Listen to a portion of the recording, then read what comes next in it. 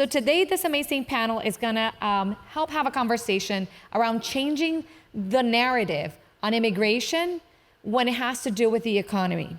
So welcome. Let's start right away. Tell me a little bit about who you guys are and how can we reframe the immigration debate and appeal to a more economic standpoint?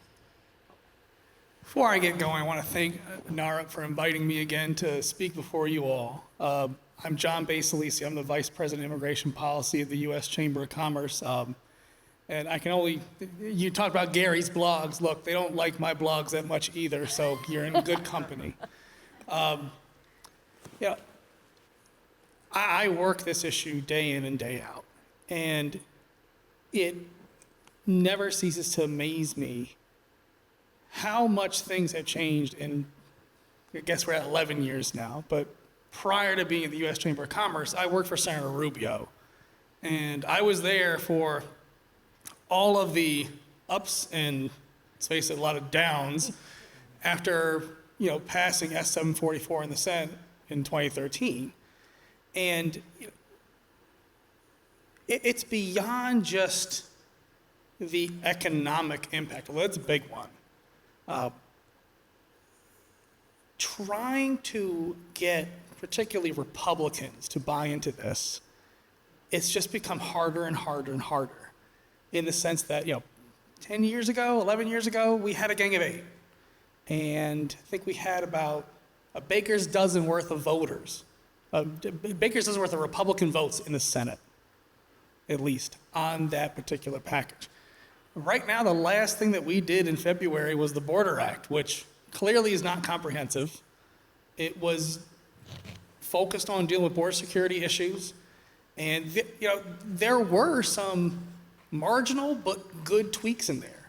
They were going to take care of high-skilled workers, their spouses, make it more certain that they have work authorization, allow their children, who many of whom have aged out. I mean, these are tragic stories if you see them. A family that's literally abided by the rules the entire time they've been here, and just because they're stuck in a backlog and their kid turns 21, that kid now has to leave the United States. That's just unjust if there ever was an injustice that could be inflicted upon anybody. Not only, let me interrupt you for a second, but not only we're talking about, again, the unjust and the sadness of having your 21-year-old ripped from you, someone who has been, raised here, but also let's think about this. In America, where we have an aging population and an aging workplace, now you're ripping apart young, innovative people who are coming into the workplace where you are taking them out just because of an outdated law. So that's the type of argument that we need to be making out there. It's not just about how sad it is to have this person ripped from his family, but about this is a potential, person that could, create a great economic, entrance here in the U.S. that is now being sent somewhere else. Yeah, and I know we are limited on time, and I know we're the last panel that's preventing you from getting any alcoholic beverages, so I'm going to try to be brief. We hadn't told them that yet. But, you look at how that bill unfolded, and I think there were a lot of, in hindsight, it's always 2020, a lot of mistakes were made.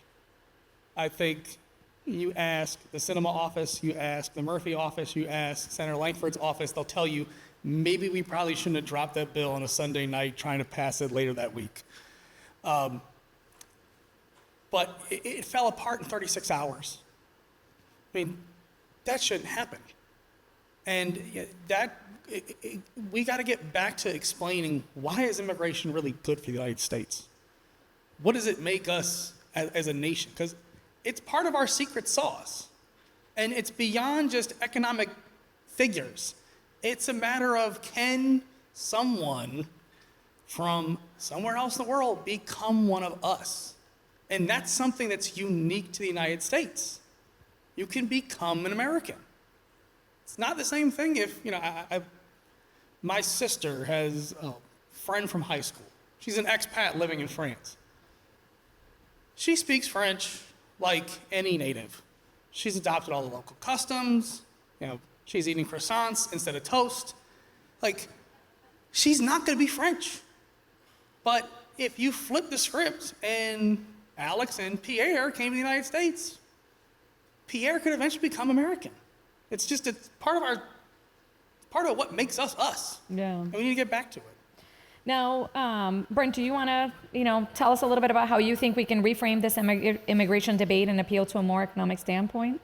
Sure. And I also want to thank NAHREP for inviting me to be here. It's amazing to watch this institution grow and strengthen over the years, and I'm amazed at this amazing turnout that you have for this conference. So congratulations to everyone. I work for Hispanic Federation, and we've been working on addressing this challenge for 35 years now. And it's a frustrating, issue because so much misinformation, disinformation is out there about the Latino and immigrant population. And a lot of it's intentional by politicians who are trying to, advantage themselves politically. They know that the immigrant population is, of course, by definition, the least likely to vote in the country. So it's an easy target to go after, since immigrants really can't fight back themselves until they become citizens, at least, electorally. So it's not surprising that you see this kind of information. So I guess number one, what I would do to address this challenge is fight back with the facts. This is really, you have disinformation, you have misinformation, you have kind of outrageous lies being told about the community. Hit them back with the facts. For example, this Congressional Budget Office just came out with a new revised figures on the deficit. And lo and behold, the deficit's falling. Is that because Congress is more responsible? Not actually the case. It's because of the increase in immigrant population that was unexpected. That's been what's riling up Congress, in fact. And yet that increase has now projected more revenue for the federal government to the tune of $7 trillion over 10 years. Can you imagine $7 trillion additional revenue to the federal government over 10 years just because of the unexpected increase in immigration that's happened over the last few years? And in addition to that, they're expecting the federal budget deficit to be lowered by $1 trillion because of that. So our deficit's going down because we have more immigrants coming into the United States that the CBO initially hadn't expected.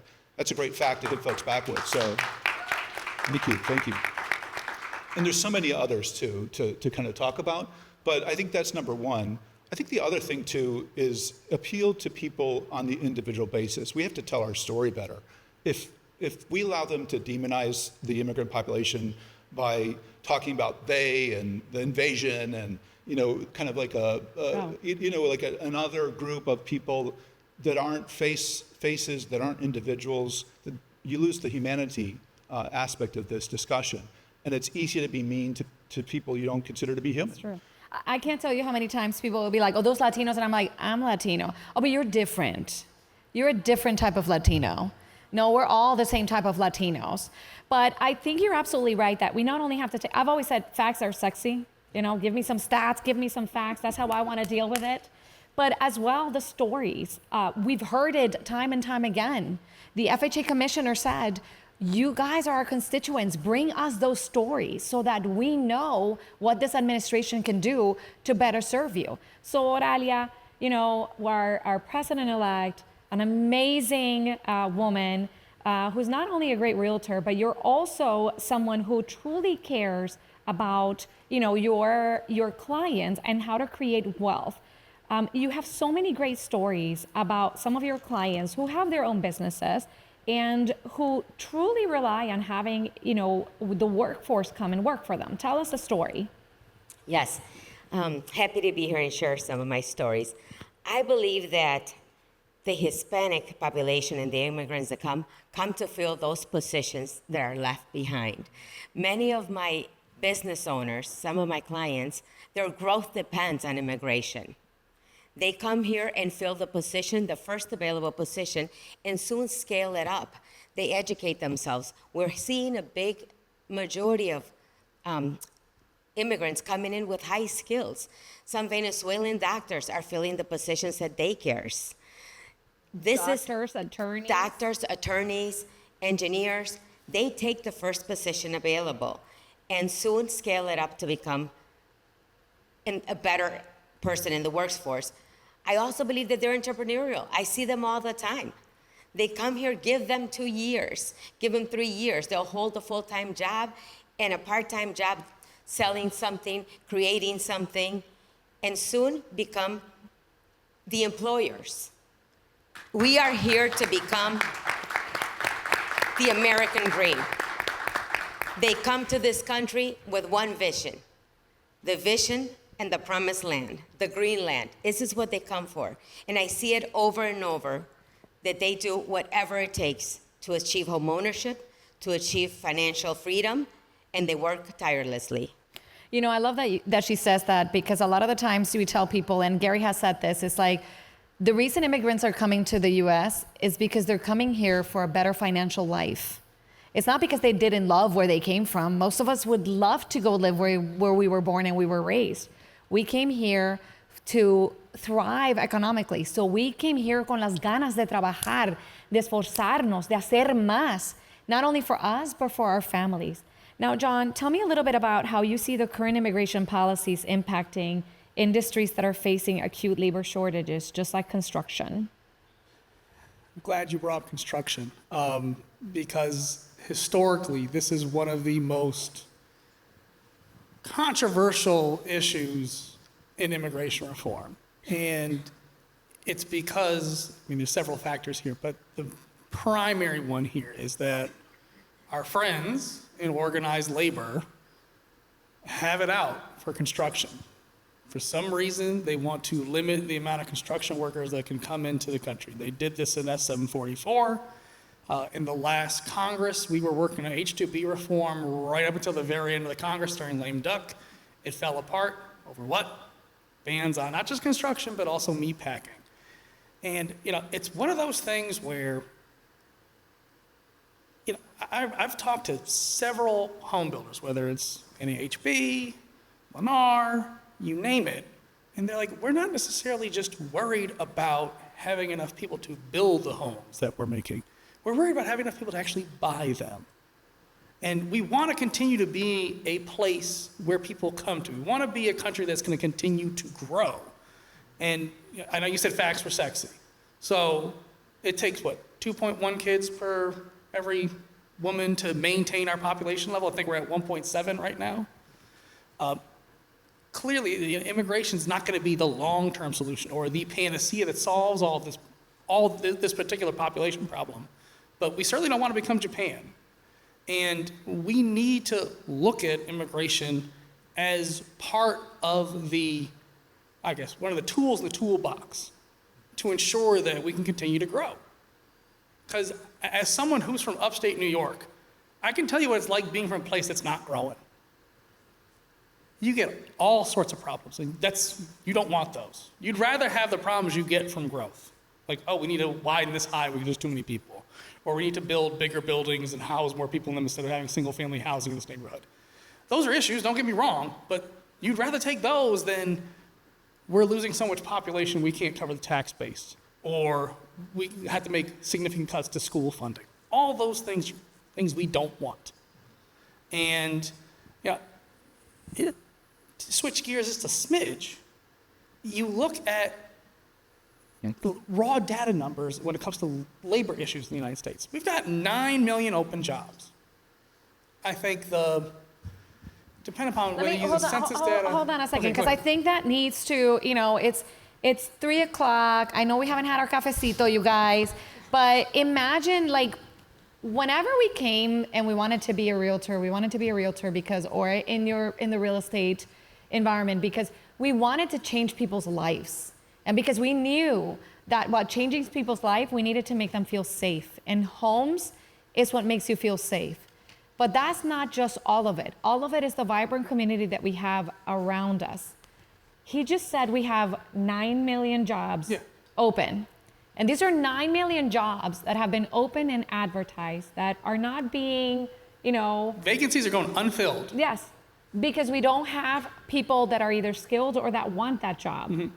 So it's not like, you know, I think that this is a very important fact for you guys to go on your social media and start talking about it, because I think that a lot of the times there's the fear mongering around it, right? Like, how many times have you heard the story or the narrative of, oh, those immigrants are coming to take our jobs?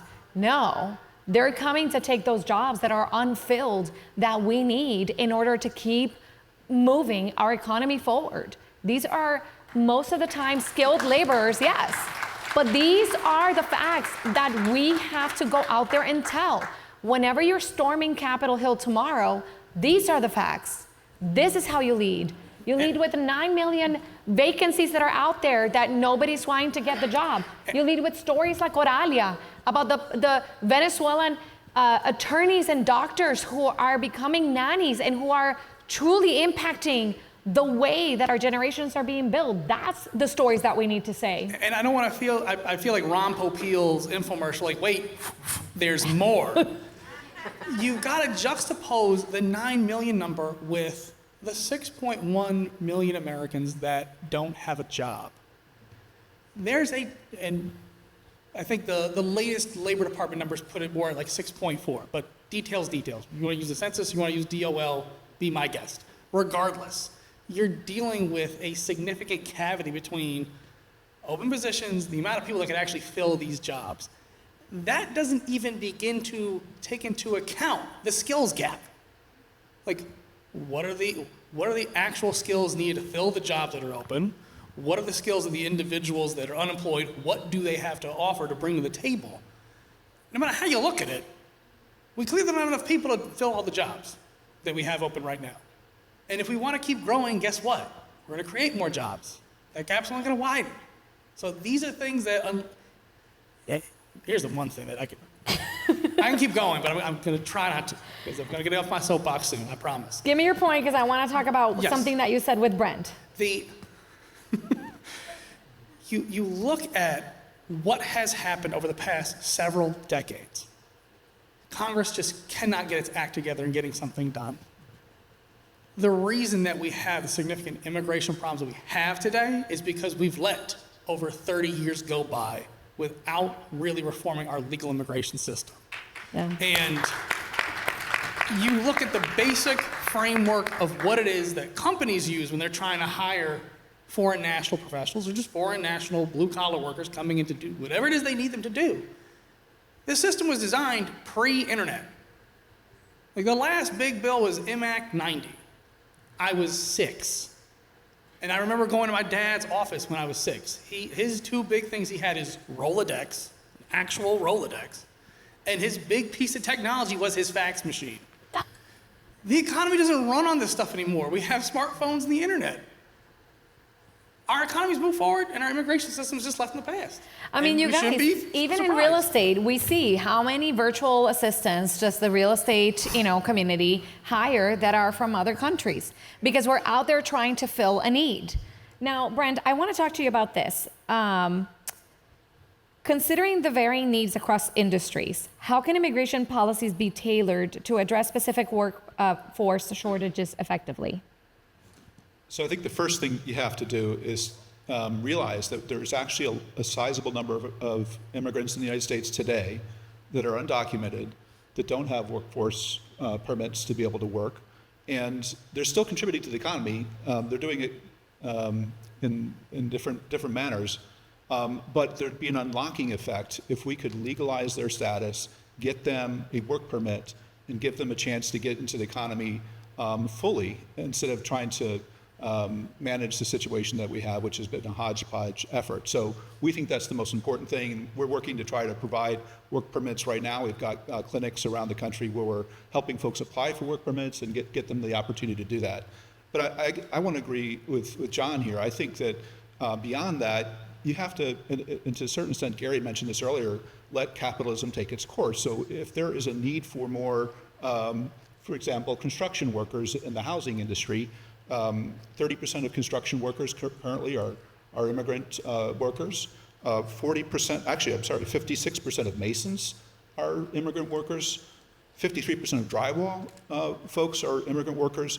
Your industry depends heavily on the immigrant working workforce. That means that they should be able to meet the needs that industry has. And the fact that we choked off immigration during the pandemic and during the Trump years really had an unfortunate impact on housing supply and the prices that homes were going for. And no surprise, there was incredible inflation as a result. Things are getting better now that the immigration numbers are coming up a bit. But I think the economy needs to be able to bring in the workforce that it needs to be successful. And so when you have strong demand, we should admit more workers. I agree with John 100%. When things slow down, if we have a recession, well, obviously you want to admit fewer workers at that point. So I think not having a fixed number every year, but having one that kind of cycles and meets the demands of our economy would make the most sense, both for folks that are here as well as for future immigrants coming to the country. And I think an important point to make as well, John, you were talking about how it's not just about the vacancies and then the people who we have that can fill it, that they want to is another matter. But when immigrants are coming into this country, they might not have the skill sets, but there's programs available out there. In fact, the Hispanic Federation has a lot of nonprofits that they work with that have programs that will help immigrants that are coming into this country fill the gap with the educational and training needs that they need for this, correct? Yeah, absolutely. We really focus a lot on education opportunity as well as workforce opportunity. We're working with over 650 nonprofit organizations at the local level. These are the folks that the community goes to when they need help. So whether it's with immigration assistance and helping people, get through the immigration process, apply for a visa, apply for a green card, get a work permit. That's what these nonprofits do. But they also provide job training. And so we actually provide all our grantees with a database where they can look up and see what area employers are most in need of for that particular community. And then we provide funding for them to be able to teach classes that really correspond to those types of needs. One of the big successes we've had is actually in the digital workforce, teaching digital skill sets and helping folks learn different types of computer skills, precisely because almost 90% now of new jobs being created require some type of digital skill set. And that's an area where Latino workers haven't had quite the educational background. And so by doing that, we've actually been able to increase salaries. In some cases, we've been able to double salaries and even triple salaries by getting that degree that's focused on digital workforce opportunities. And sometimes they don't even leave the employer that they're with. They are able to just get a new opportunity with the same employer because they've been able to increase their skill set. Go ahead. And if I can, companies do this too. Lots of companies have all sorts of programs, whether it is, Microsoft recently publicized the efforts that it's doing for DACA recipients. Because some DACA recipients, whether they marry a U.S. citizen, depending upon how they enter the country, sometimes they're eligible for relief. They'll help do the immigration paperwork for those individuals to get them right with the law. So what John is talking about, just in case nobody here you guys are not as familiar with, is that our current immigration law actually states that certain companies can go out there and put requirements, and if nobody fills them, then they can hire somebody and bring them from outside, and they'll speed past kind of like their immigration, which is as somebody that the big companies are taking advantage of to bring certain skill services, right? You're also seeing smaller companies do this too. But not at the point as what we really need. And let me pivot to Oralia right now, because she has this incredible story, you guys. And this is a story that we need to be going out there and telling Congress, because a lot of the times you're right. But having been an immigration attorney, I can tell you that process to be able to go out there and put out there and, hey, I'm advertising this job. There's nobody that's skilled in the US that can do it. So that allows me to come in and bring somebody from somebody else. It's expensive and it's time consuming. And sometimes what we need is, some homegrown talent, right, that we're bringing from outside. So Oralia, tell us about that client that has La Guarderia, who's going to be your first billionaire client. Yes. But tell us a little bit about her, how she created her guarderia, and now that she's, bringing like money into her community by growing this. Yeah, so this is a story I'm passionate to share with you guys. My client started her guarderia in her home. She held a full-time job and in a daycare and decided to become an entrepreneur herself. And 18 years ago, I sold her a single-family house, and she got a permit from the city where she lived at to have a limit of 6 kids, which she babysat, and did a great job with it and decided to get a bigger house, her second home. She saw the need, She saw the need, and she built a second home, a bigger home, and this one had a full-blown area for a daycare. She now owns 4 daycares. They host 200 plus kids, has a Spanish immersion program, and she has a science and math specialized curriculum. She's growing in leaps and bounds. She has. But wait, that's not even the best part of the story, because think about how your clients, how many clients do you guys have that have bought that single family home so they could have their guarderia, right? But this lady has taken it to the next level. And not only is she growing, but she's growing those around her. She is. She's employing and seeking and educating her employees. And she has me come and explain to them the NAHREP 10. So she's incorporated the NAHREP 10 to her employees. And she's really and truly dedicated. And I think that's one of the things that we see about immigrants. The immigration, the problem that she had a year and a half ago, and this is where the immigration actual problem happened. She was looking to acquire another daycare, and she says, Oralia, let's stop. I am having a really hard time finding teachers. I've had an ad. I'm having to cover some of my daycares myself when I have a maternity leave or when I have an emergency time off, some medical leave, unexpected. I'm having a really hard time filling those positions. Recently, with the new migration happening in our community in Chicago, it's a sanctuary city, so we've gotten a good amount of immigrants coming into. She's been able to open a second daycare, and she says, bring them on. I now have a lot of workforce. They're very skilled. I have overly skilled individuals. She says, I have people that are in my daycare that have more qualifications than me myself, and I will help them scale and become their own company. And guys, these are the stories that we have to talk about when we're out there in Congress, right? Like, I had the pleasure of meeting this gentleman a little bit earlier today. He's the owner of Moti. You guys will hear about it, Hugo Sanchez. And he was so incredible because, he's an immigrant, and he started, he had like 12 or 13 laundromats. And then he decided to pivot and do something else. And what he did is he went to his employees, and he was like, I had the opportunity to create this wealth by having my business. Now I want to sell this business to you and give you that opportunity. That's what immigrants do. They know how hard they came to work and to do well in this country, and they want to help others that are like them to create that wealth. So tomorrow our group is going to Capitol Hill. This is obviously a problem, and we want to again make sure that we're focusing this immigration issue not just as a moral and society one, but as an economic one. So can each of you guys give us one thing that they can go to tomorrow to impress on our Congress people on how this is such an important problem that needs to be, we need to come to a solution now? Well, I imagine you're going to be meeting with quite a few Republicans. They care quite a bit about the border situation that is ongoing.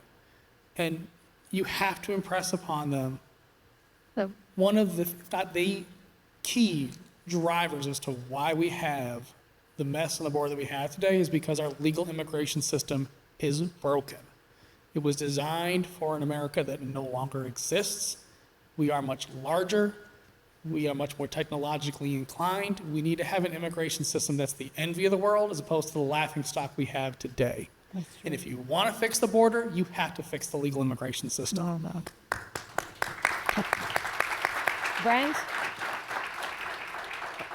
I think you should really focus in on the core business of NAHREP and talk about the impact of immigrants on the housing market, and both from the side of how important it is to have immigrant workers to work to build the homes that our families need, but also in terms of immigrant home ownership. 15% of all new homeowners are immigrants, and currently $5.4 trillion is created in wealth by immigrant homeowners. So that's a lot of money that's stimulating our economy. And if you want to be able to continue to do your work and to be able to sell homes and to support your families, it's absolutely important for Congress to pass comprehensive immigration reform and to fix this broken immigration system so that immigrants can continue to drive the U.S. economy, but especially in the housing market as they've done for many, many years. I love that. And Oralia, take us home. Yes.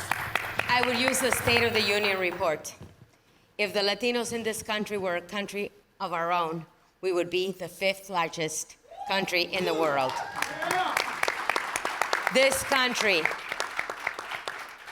is formed by Latinos, and we are the economic fuel for America. Thank you guys, and thanks to this amazing panel.